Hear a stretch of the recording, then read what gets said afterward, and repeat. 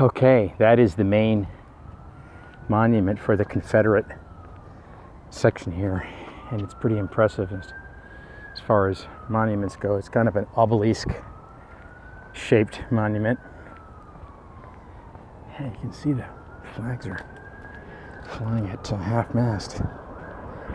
It's gotten to the point where those things are probably flying half-mast 365 days of the year. I hate to be cynical, but damn.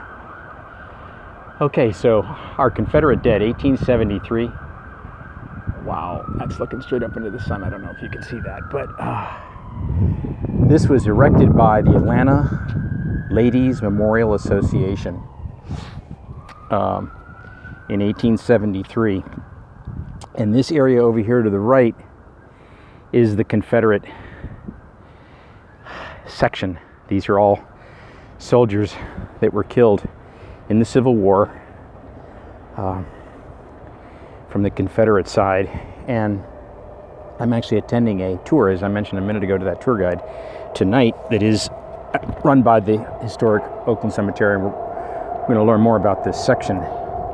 But my understanding is there's 3,000 unknown soldiers buried here, and that this was sort of a hospital triage area here right during the battle.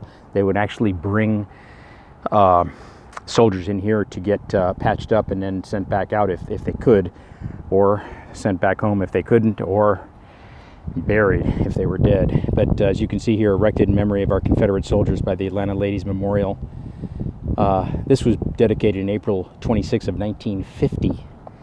But what I really want to show you is this over here, because this is really, to me, the treat of this whole section here. This is mentioned in the Emory tour, and we'll come by and see this. Here again, here's a good view of the Confederate section. You can just see it looks like a military cemetery, because it is. So there's these magnolia trees, these wonderful, look to be, at least 100 years old. There's two of them standing right here. You can see them right there. And over here is a wonderful monument that was erected as a tribute to the Confederate soldiers. And you can see here, this was built in 1898. I won't read that whole thing right here, but the story on this is fascinating. This is a replica of a statue or of a carving that appears, that's located in Lucerne, Switzerland. And literally, it is a carbon copy of it. This one is much smaller, and this one, I guess this is marble, or maybe it's granite, I can't tell, but you can see it says T.M. Brady from Canton, Georgia.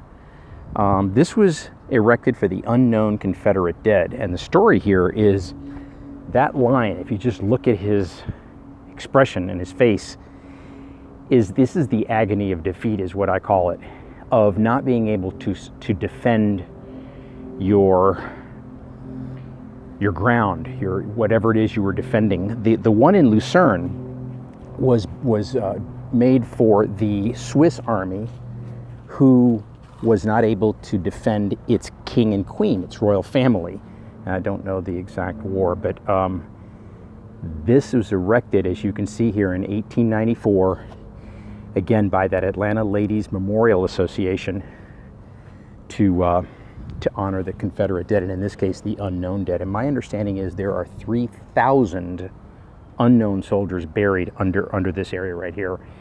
And there's the big magnolia tree that the Lion of Lucerne, well, this is the Lion of Atlanta, but he's a cousin of the Lion of Lucerne, has been guarding faithfully, and it's done a pretty good job, because that tree is in pretty darn good shape. Really looks healthy. But anyway, just a fascinating story to me anyway. The fact that the inspiration for this came from Lucerne, Switzerland.